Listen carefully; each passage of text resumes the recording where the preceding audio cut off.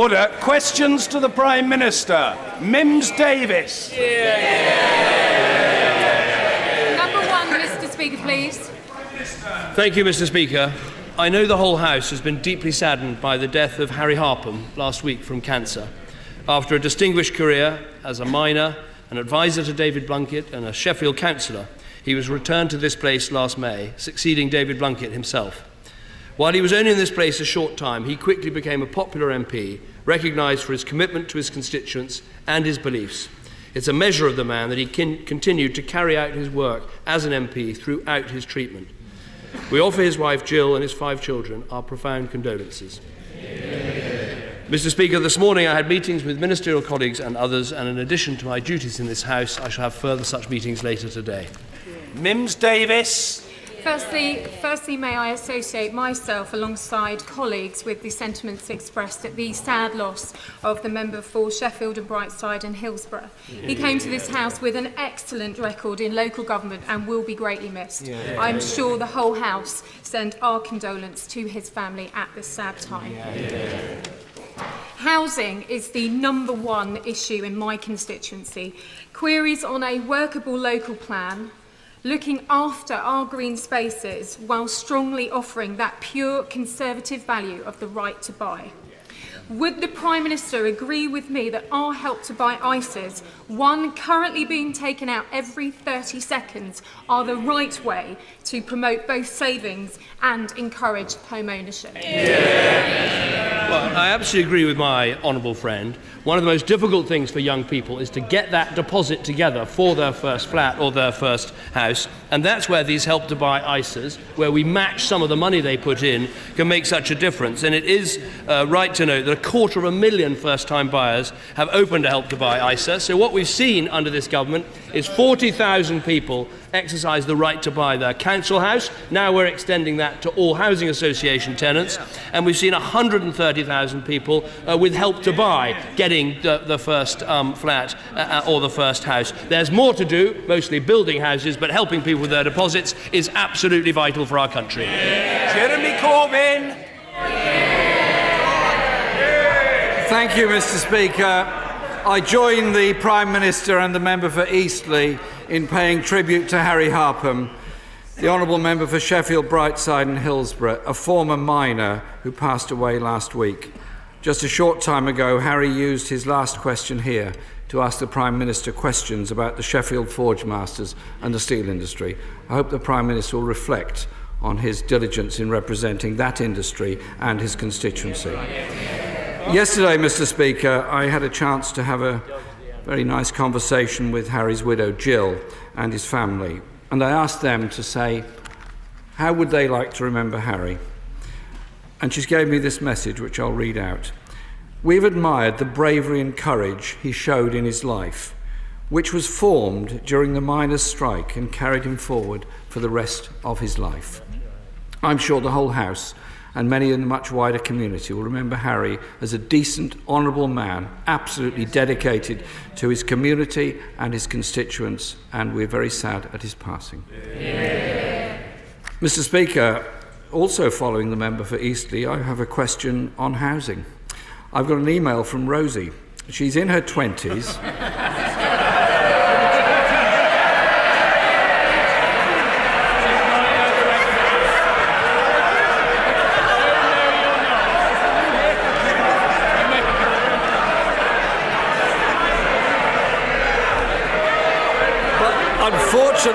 Unfortunately, Mr. Speaker, the Rosie who's written to me doesn't have the same good housing that the Chief Whip of our party does.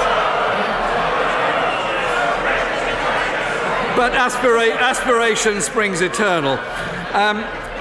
The Rosie who's written to me is in her 20s, and she says, I work incredibly hard at my job, yet I'm still having to live at home with my parents. The lack of housing options, Mr. Speaker, are forcing her to consider moving, even leaving the country. She asked the Prime Minister what action he's going to take to help young people and families suffering from unrealistic house prices and uncapped rents to get somewhere safe and secure to live? Well, first of all, let me say to the right honourable gentleman, when you get a letter from the Chief Whip, that normally spells trouble. But what I would say to Rosie, the Rosie who wrote to him, is we want to do everything we can to help young people get on the housing ladder. That's why we've got these help to save ISAs, and I hope she's looking at that. We're cutting Rosie's taxes, so this year she'll be able to earn £11,000 before she starts paying any taxes. If Rosie is a tenant in a housing association home, she'll be able to buy that home because we're introducing and extending the right to buy. And of course, with Help to Buy, she will have the opportunity to register for Help to Buy, which gives people the chance to have a smaller deposit on owning their own home. Now, if Rosie is not earning that much money but wants to be a homeowner, shared ownership can make a real difference. And in some parts of the country, you'll only need a deposit of some £1,000 or £2,000 to begin the process of becoming a homeowner. But I recognise in this Parliament, building more houses, following those schemes, we've got to deliver for Rosie. Mr. Speaker, I'm very pleased that the Prime Minister wants to help deliver decent housing for Rosie. She lives and works in London, and as the Prime Minister knows, London is very, very expensive. He talks about people getting on the housing ladder, but the reality is that home ownership has fallen under his government by 200,000. It actually rose by 1 million under the last Labour government. His record is one of actually some years of failure on housing. He said that council homes sold under right to buy would be replaced like for like. Can the Prime Minister tell us how that policy is panning out? But first of all, let me start with what happened under Labour with right-to-buy sales. Because what happened was, one council home was built for every 170 council homes they sold. That is the record.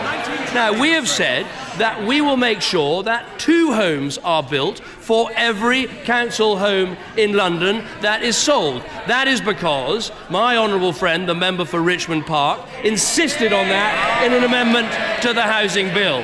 Now, these take some years to build, but the money that they will be built, or the money comes back to the Treasury. Jeremy Corbyn. Mr. Speaker, the Prime Minister ought to be aware that just 1 home has been built for every 8 that have been sold under his government. People are increasingly finding it very difficult to find anywhere to live. The Chancellor's crude cuts in housing benefits for those in supported housing are putting at risk hundreds of thousands of elderly people, people with mental health conditions, war veterans and women fleeing domestic violence who need support. Can the Prime Minister tell the House what estimate housing providers have made in terms of the impact of this policy on supported housing?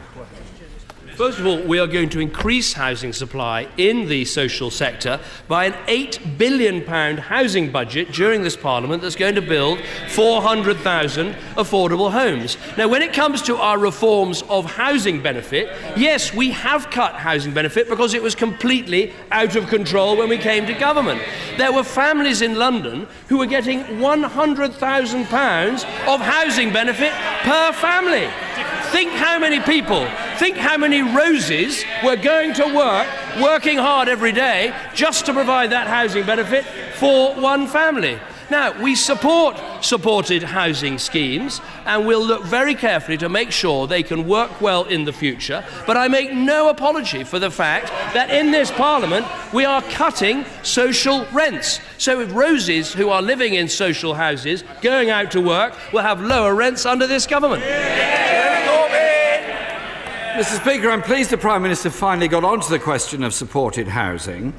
Housing providers estimate that nearly half of all supported housing schemes will close. 1 in 4 providers are set to close all of their provision. This is a very serious crisis. I assume the Prime Minister is not content to see the elderly, people with mental health conditions and others with nowhere to live. So can he assure the House now that the warm words he's just given on supported housing will be matched by action, and he will stop this cut which will destroy the supported housing sector?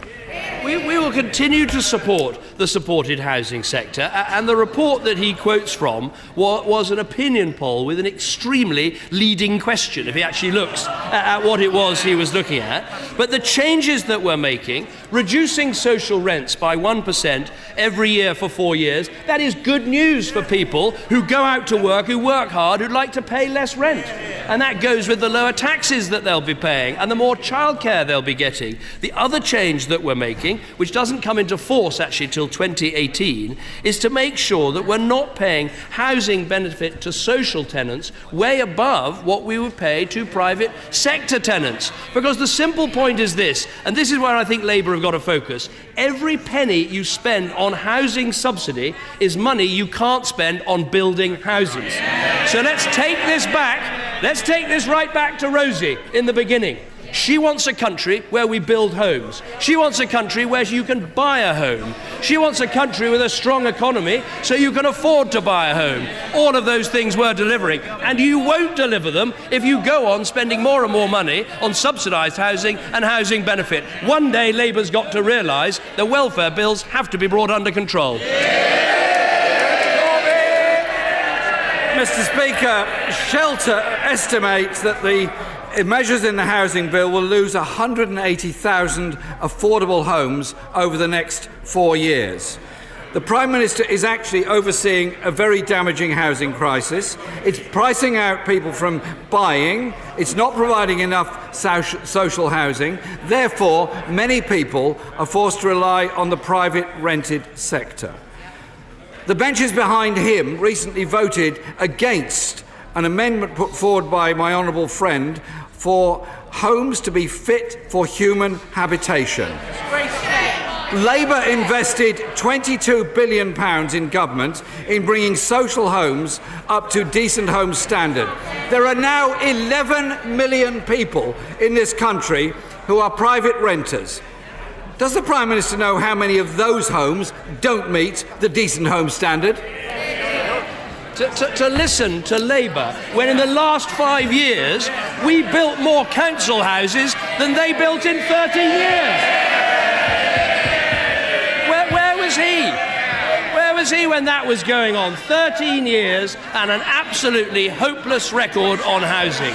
What we're doing is an £8 billion housing budget that will provide 400,000 new affordable homes, a target to build 1 million homes during this Parliament, getting housing benefit down so we can spend money on housing, and having a strong economy that can support the housing we need.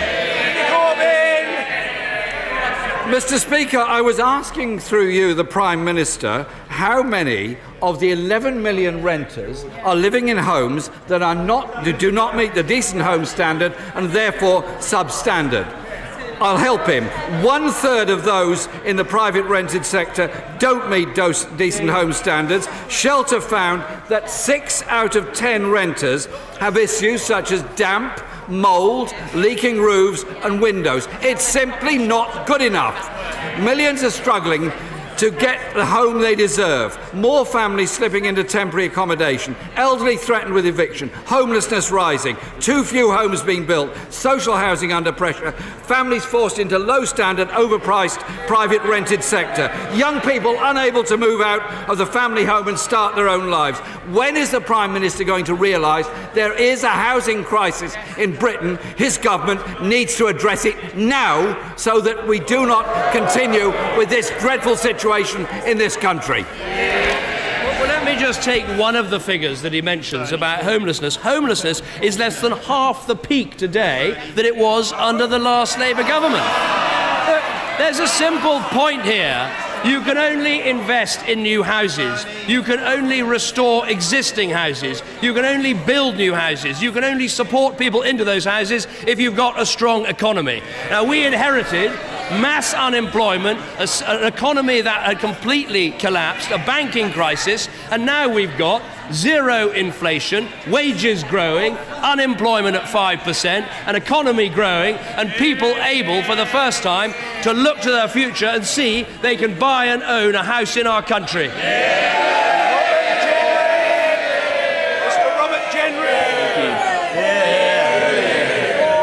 Mr. Speaker, Nadia Murad was a 19-year-old Yazidi woman when Daesh came to her village. They killed most of her family, they tortured her, they raped her, and they made her their slave. Mr. Speaker, Nadia's story is the same as thousands of Yazidi women, except thousands of Yazidi women are still held in captivity, and Nadia managed to escape. And in fact, Nadia is in the public gallery today. Mr. Speaker, will the Prime Minister join me in acknowledging Nadia's resilience, her bravery, the essential qualities that have allowed her to triumph over Daesh? And will he do everything in his power to redouble his efforts to support Yazidi women and to eradicate Daesh? Let me thank my honourable friend for raising this issue and the way in which he's done so, and let me welcome Nadia Murad, who's here with us today. She and the Yazidi community have suffered appallingly at the hands of this murderous, brutal, fascist organisation in Syria and in Iraq. And we must do everything we can to defeat Daesh and its violent ideology. Now, we're playing a leading role in this global coalition, and in terms of Iraq, where so many Yazidis suffered, Daesh has lost over 40% of the territory it once controlled, and so we are making progress. But as I said at the time of the debate about Syria, this is going to take a long time. Building up Iraqi security forces, working with Syrian opposition forces, building the capacity of governments in both countries to drive this evil organisation out of the Middle East. But however long it takes, we must stick at it. Angus Robertson. Thank you. We in these benches join in the condolences of the Prime Minister and the Leader of the Opposition in relation to Harry Harpham, and pass on our best wishes to his family at this sad and difficult time. Mr. Speaker, the Prime Minister made a vow and his party signed an agreement that there would be no detriment to Scotland with new devolution arrangements. Why is the UK Treasury proposing plans that may be detrimental towards Scotland to the tune of £3 billion? Well, first of all, we accept the Smith principles of no detriment, and there are two principles. First of all, no detriment to Scotland, quite rightly, at the time when this transfer is made, in terms of Scotland having these new tax-raising powers, and then no detriment to Scottish taxpayers, but also to the rest of the United Kingdom taxpayers, who we have to bear in mind as we take into account this very important negotiation. Now, I've had good conversations with the First Minister. Negotiations are underway. I want us to successfully complete this very important piece of devolution in a fair and reasonable way, and these negotiations should continue. But let me remind the right honourable gentleman, if we had had full fiscal devolution, with oil revenues having collapsed by 94%, the right honourable gentleman and his party would be just weeks away from a financial calamity for Scotland. Thank you, Mr. Speaker. In the context of referendums, whether in Scotland or across the UK on EU membership, don't voters have a right to know that what is promised by the UK government can be trusted and will be delivered in full? So will the Prime Minister tell the Treasury that time is running out on delivering a fair fiscal framework and that they must agree a deal that is fair both to the people of Scotland and fair to the rest of the United Kingdom? I can tell him everything that has been committed to by this government will be delivered.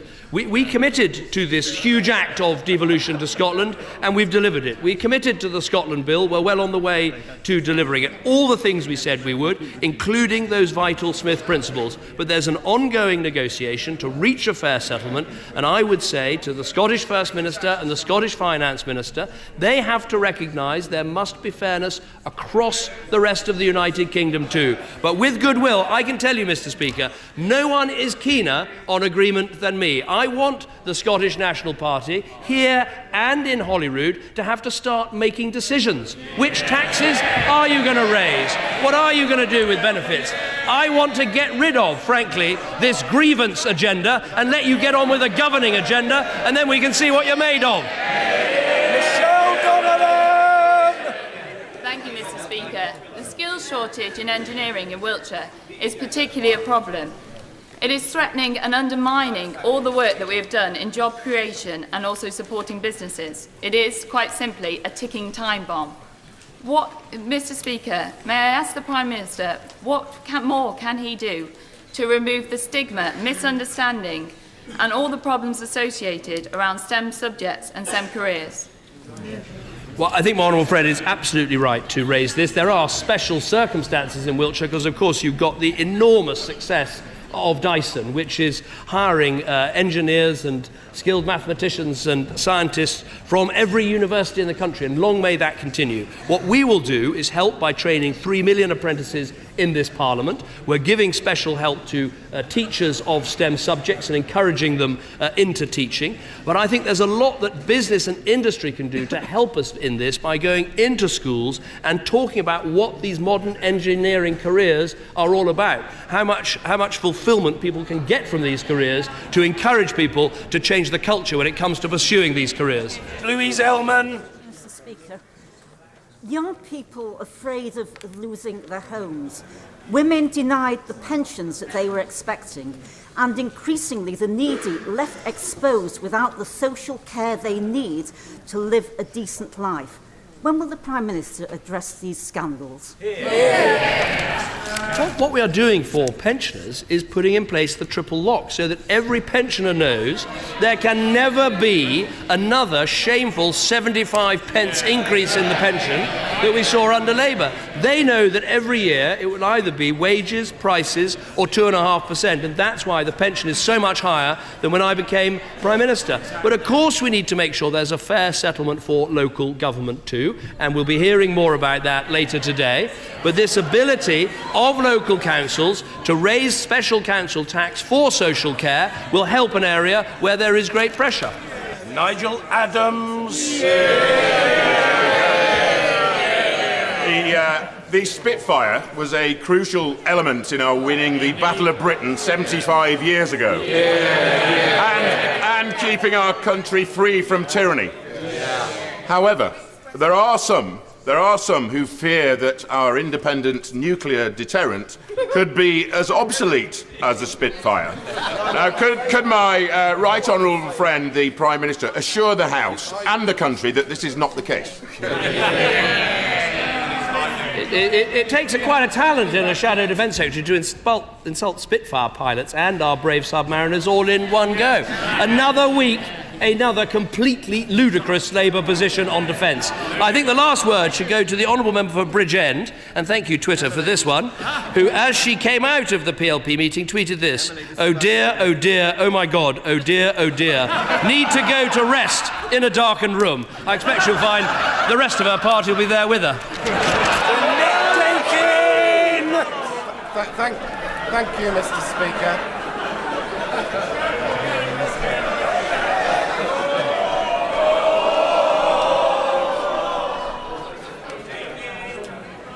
At today's Biz Select Committee, the Business Secretary confirmed that the government won't support the EU Commission in raising tariffs on dumped steel from countries like China. Why won't the UK government stand up for UK steel? We have repeatedly stood up for UK steel, including supporting taking anti-dumping measures in the EU, but that's not enough. We also need to get behind public procurement for steel, and that's what we're doing. We need to get behind reducing energy bills for steel, and that's what we're doing. We need to support communities like his own that have seen job losses, and that's exactly what we're doing. We recognise what a vital part of Britain's industrial base the steel industry is, and that's why we're backing it. Victoria Atkins.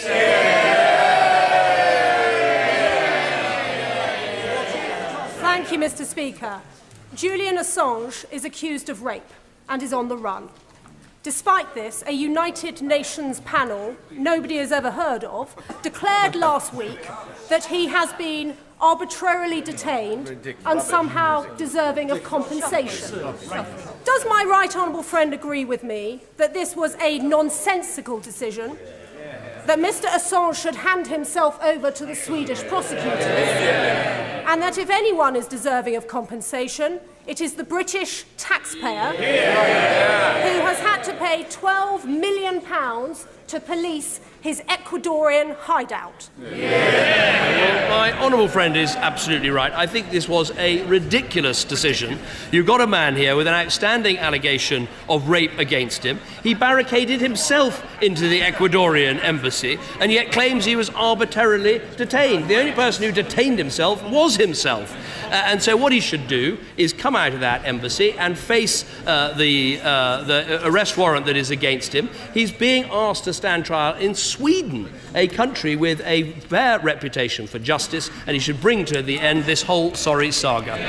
Mike Weir! Thank you, Mr. Speaker. Women's age groups, including my own and Angus, have raised serious concerns that changes in housing benefit may force the closure of many refuges. Yeah. Will the Prime Minister undertake to specifically exclude refuges from these changes and protect this vital service for vulnerable women and children? Yeah. I said in answers to questions from the Leader of the Opposition, we want to support supported housing projects that work in many of our constituencies, and we've all seen how important they are. These changes we're talking about housing benefit don't actually come into place until 2018, so there's plenty of time to make sure that we support supported housing projects. Stuart. Thank you, Mr. Speaker. Next month, Milton Keynes will host the first ever National Apprenticeship Fair. We have a strong record in expanding apprenticeships, but is there not still a need for a cultural shift in careers advice to show that high-level apprenticeships are equally valid to university places? I think my honourable friend is absolutely right that the careers advice we need to give young people is that there's a choice for every school leaver, we hope, of either a university place, because we've uncapped university places, or an apprenticeship, because we're funding 3 million of them in this Parliament. And we need to go on to explain that if you become an apprentice, that doesn't rule out doing a degree or a degree-level qualification later on during your apprenticeship. The option of earning and learning is stronger in Britain today than it's ever been before. Joanna Cherry! Thank you, Mr. Speaker. Does the Prime Minister agree that how we protect human rights in the legal systems of the United Kingdom deserves full and careful consideration? And will he give an assurance that his consultation on the repeal of the Human Rights Act will not conflict with the pre-election purdah periods in Scotland and the other devolved administrations? Well, we will look very carefully at all of these issues, but I would say to the Honourable Lady and to honourable members opposite, the idea that there were no human rights in Britain before the Human Rights Act is an absolutely ludicrous notion. This House has been a great bastion and defender of human rights, but we'll look very carefully at the timing of any of the announcements that we make. Stuart Andrew!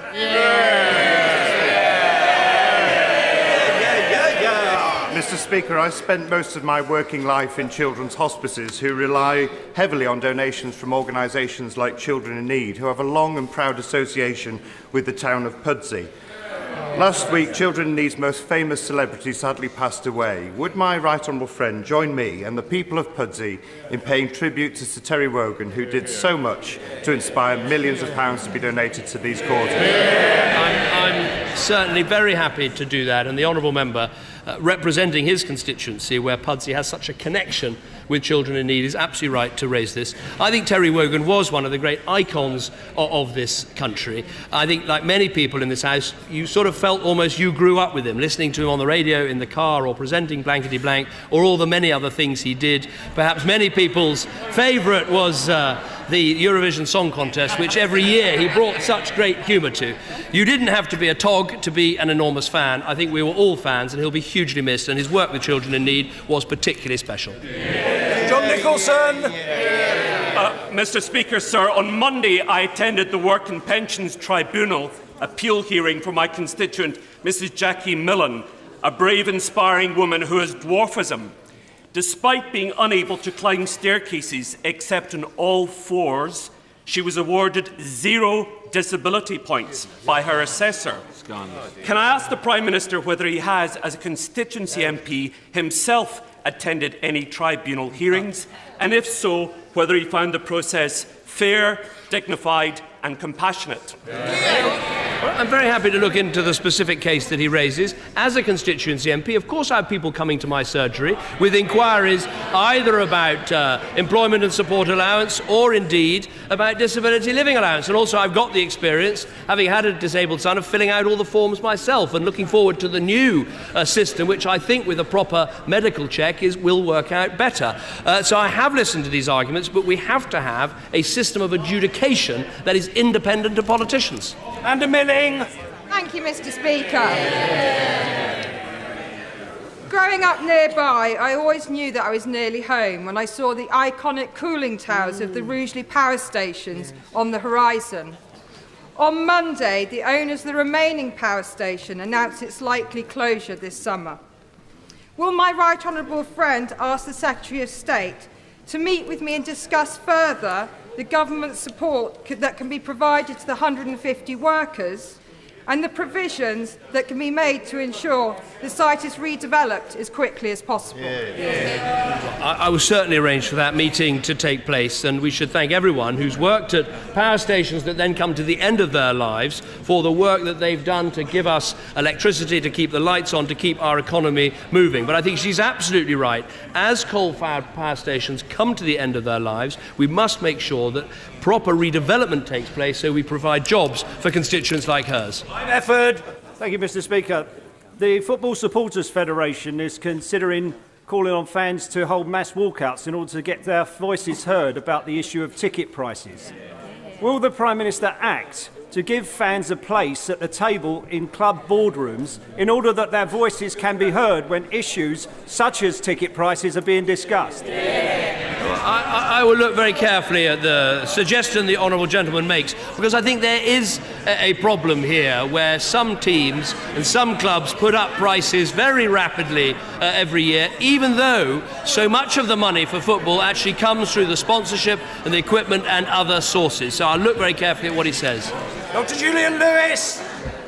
The vital debate and vote on the Trident successor submarine should have been held in the last Parliament, but was blocked by the Liberal Democrats. Given the fun that the Prime Minister had a few moments ago at the Labour Party's expense over Trident's successor, it must be tempting for him to put off the vote until Labour's conference in October. May I urge him, however, to do the statesmanlike thing and hold that vote as soon as possible, because everyone is ready for it and everyone is expecting it.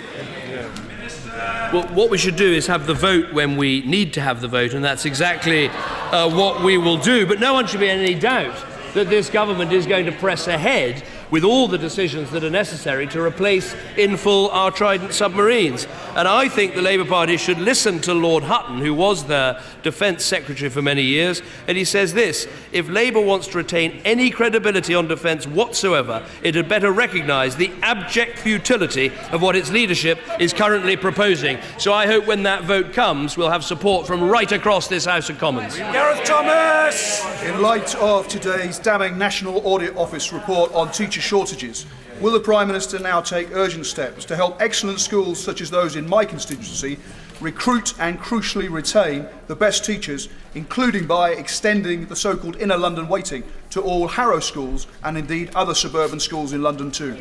Well, obviously we'll look carefully at this report. There are 13,100 more teachers in our schools than when I became Prime Minister. Our teachers are better qualified than ever before, and actually we've got, well, people are shouting out about increased pupil numbers, but they might be interested to know that we've got 47,500 fewer pupils in overcrowded schools than in 2010, because we put the investment in where it's needed. But where I agree with the honourable gentleman is we do need schemes like Teach First, like our National Leadership Programme, that are getting some of the best teachers into the schools where they're most needed. Mitchell. Thank you, Mr. Speaker. My right honourable friend, the Prime Minister, deserves great credit for the results of the Syria Replenishment Conference, which was held under his co-authorship in London. But he will be aware that this can only address the symptoms of the catastrophe that is Syria today, and not the causes. Can he tell the House what more he thinks the British government can do to try and promote the political track and ensure that it reaches the most speedy possible success? Well, first of all, can I thank my right honourable friend for what he says about the Syria conference, and it gives me the opportunity to thank my co-hosts, the Norwegians, the Germans, the Kuwaitis, and the Secretary-General of the United Nations. We raised in one day more money than has ever been raised at one of these conferences ever in history, over $10 billion. And I want to pay tribute to my right honourable friend, the Secretary of State for DFID, who did a lot of the very hard work that was done. Now, this money helps because it will keep people in the region, it will feed people, clothe people, make sure they get the medicine that they need, but we do need this political solution. We go on working with all of our partners to deliver this, but it does require all countries, including Russia, to recognise the need for a moderate Sunni opposition to be at the table to create a transitional authority in Syria. Without that, I fear we'll end up with a situation where you have Assad in one corner and Daesh in the other corner, the worst possible outcome in terms of terrorism, the worst possible outcome in terms of refugees, and the worst possible outcome for the future of Syria. Diana Johnson. Thank you. I'm sure the Prime Minister's looking forward to visiting Hull next year. As the UK City of Culture, we're already backed by many prestigious organisations like the BBC and the RSC. But we could do much better to make this a real national celebration of culture. Will the Prime Minister join with me in urging the many London-based national arts organisations to actually do their bit and contribute to the success of Hull 2017? I think the Honourable Lady makes a very important point, which is our national cultural institutions have immense amount of works and prestige that they can bring out to regional galleries and regional centres when there's a City of Culture event, or frankly, more broadly. And I do talk to them about that. I will be looking forward to visiting Hull. I know my honourable friends, as the City of Wilberforce, you'll all want to be joining me in the City of Hull. It's a city of poets. Andrew Marvell, home to Philip Larkin for many years, and of course Stevie Smith. And sometimes one might want to contemplate what it looks like not waving but drowning. Order. Before